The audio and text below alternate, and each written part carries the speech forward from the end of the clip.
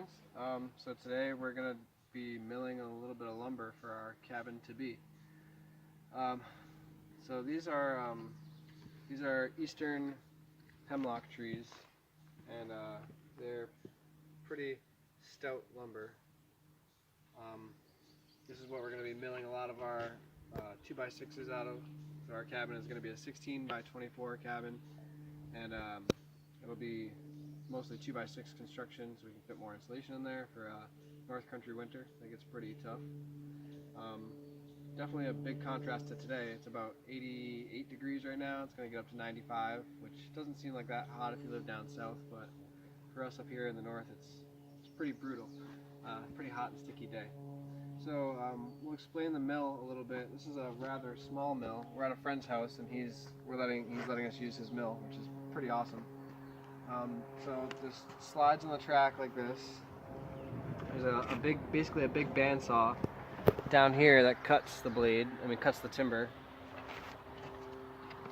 This right here moves because it lubricates with soap and water. That's what this big tank up on top is. So that moves according to how close you need it to the log. And then the blade also goes up and down like that.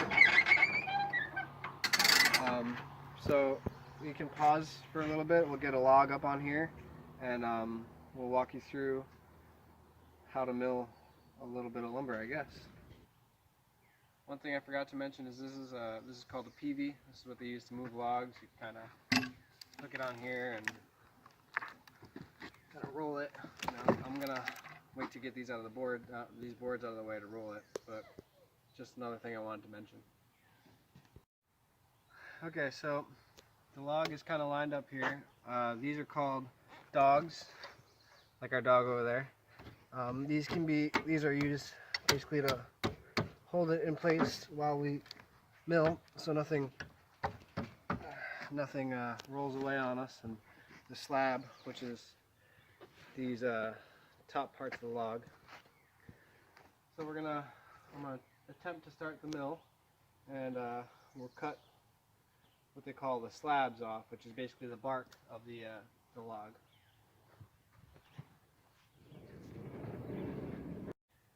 So we like to try to get as much of the lumber as we can from the tree, which we're trying to respect the tree, and we want to make sure that we don't waste anything that we can use. Another thing I wanted to mention is that I didn't get this on here by myself. This can be a one-man operation, I guess, but Shikoi and I have been doing it together, like we do most things together. So she's been a great help. But anyway, what we're going to do is we're going to cut a slab off, which is basically the top of it. And like I said, we want to make sure that we use as much of the lumber as we can. So if it's a little slim, that's okay.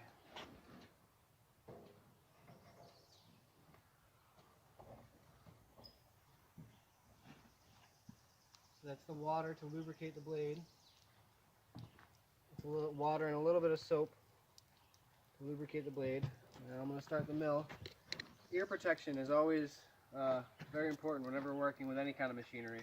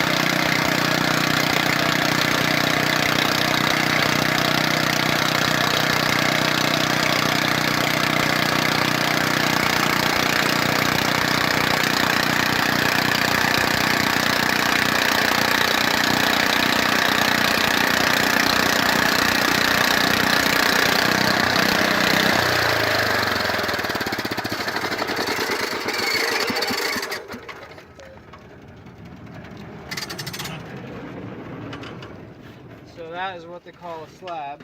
If you've seen any of our other videos, We have sided structures with this, so we've sided our duck coop and our woodshed with this stuff.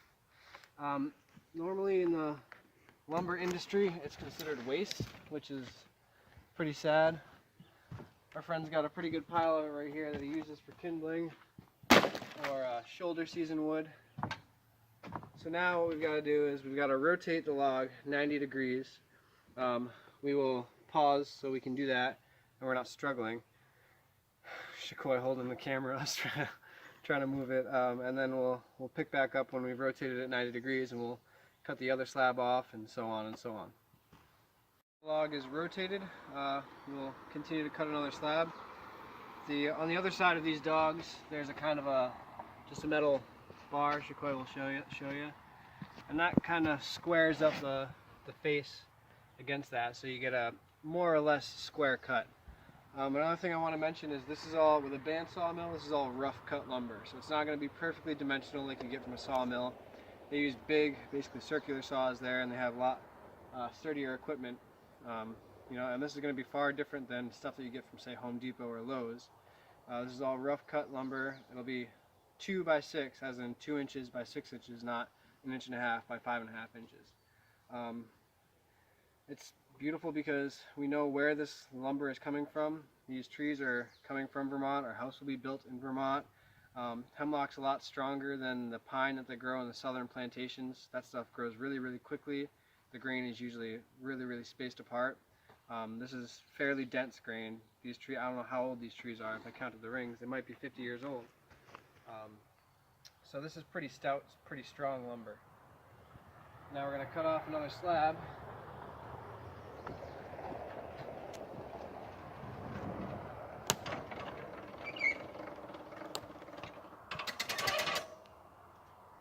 So what I do is I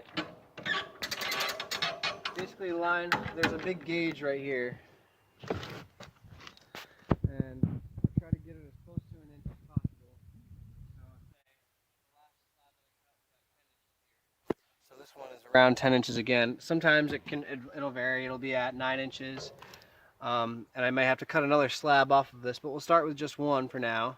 And we'll see how that works out, because this is this end is the narrower end. The butt of the tree, the stump of the tree, is actually down there. It helps to have it the other way around, but moving a log 180 degrees isn't very easy. So none of this gets wasted. So. None of it gets wasted, exactly. So now that we've got the log reasonably square, more or less square, we're gonna cut some lumber out of this. The deal with us using this mill and these trees, because we didn't log these trees ourselves, these are our friend's trees and our friend's mill. The deal is we can use his mill and his trees if we give him half of what we mill, which is a great barter arrangement. The barter system still survives in Vermont, unlike a lot of other places in the country. So what we need to do is we need to figure out how big this log is. So it's probably roughly 8 by 8. So roughly 8.5 by 8.5. We're gonna cut a couple of 2 by 6s out of this, but first I think we're gonna cut a board. Since it's 8.5 by 8.5, we're gonna cut one board to get it down close to 6 inches in height. So that way, when we rotate it, we can mill the 2 by 6s that we need. So we're just going to cut 1-inch boards out of basically any, he's not particular about the width, so we're just going to cut some 1-inch boards, and yeah.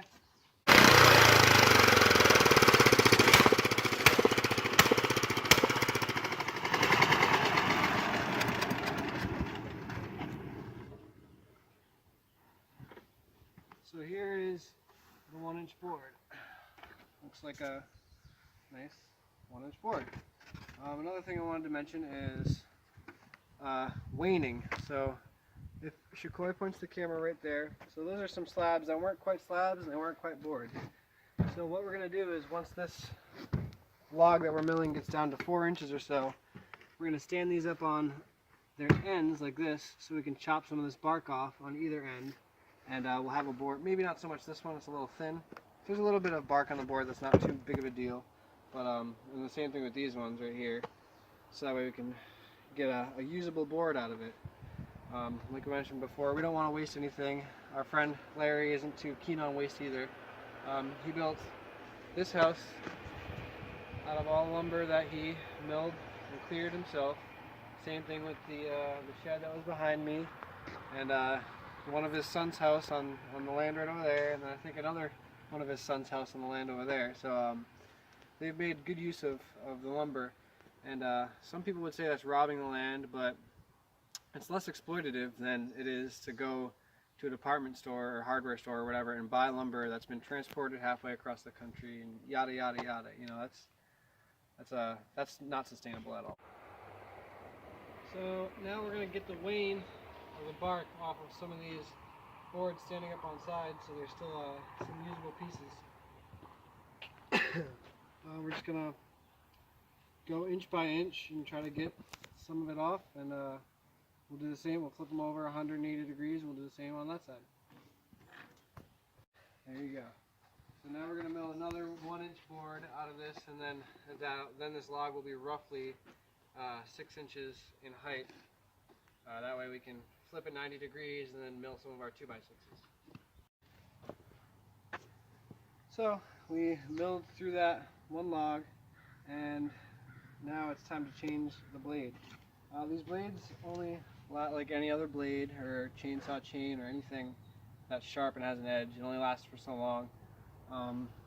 They don't throw them out. You can go get them sharpened for a few years, and in our experience, you go through about a blade a day when you're milling.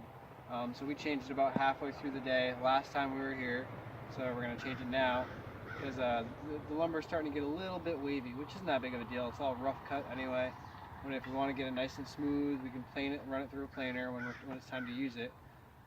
But now we're just going to change the blade, and basically what you do is you take this part off, these two parts off, and you loosen this, which loosens the tension on the blade, and then the blade comes right off. You pop a new one on, you tighten it to the right torque, which is what this handy thing's for, and then you put the pieces back on, and voila, good as new. So I'm going to do that, and then we're going to get back to milling.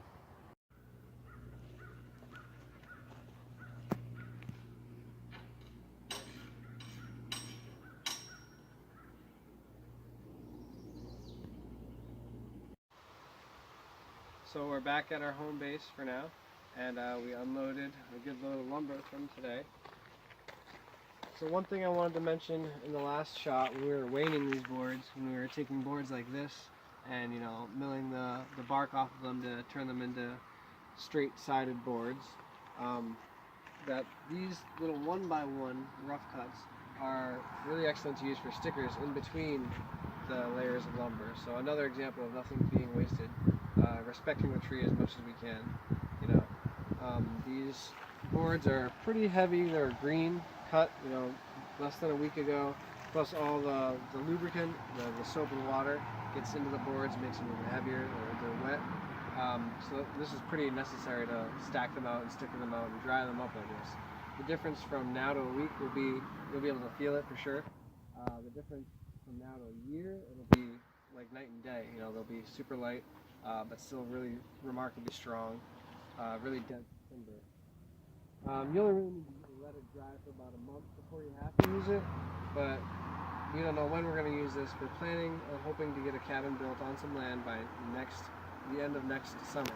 So if you guys would like to, you can visit our GoFundMe page. I'll put a link down below. Feel free to share if you can't donate anything. That's totally understandable. Tough times for everybody. We're looking for land here in Vermont, and I don't know about where you live, but land in Vermont averages about $10,000 an acre, which is, it's pretty steep. Vermont's a beautiful place. So if you guys like what we did today, or you like watching the videos that we're going to keep uploading, give us a thumbs up, maybe a subscription, share with your friends, and we thank you guys for watching very much. It's a hot day, and we're going to go do some relaxing now, because it's still about, 90 degrees at maybe 5 o'clock. So hope you guys have a good night. Thanks for watching.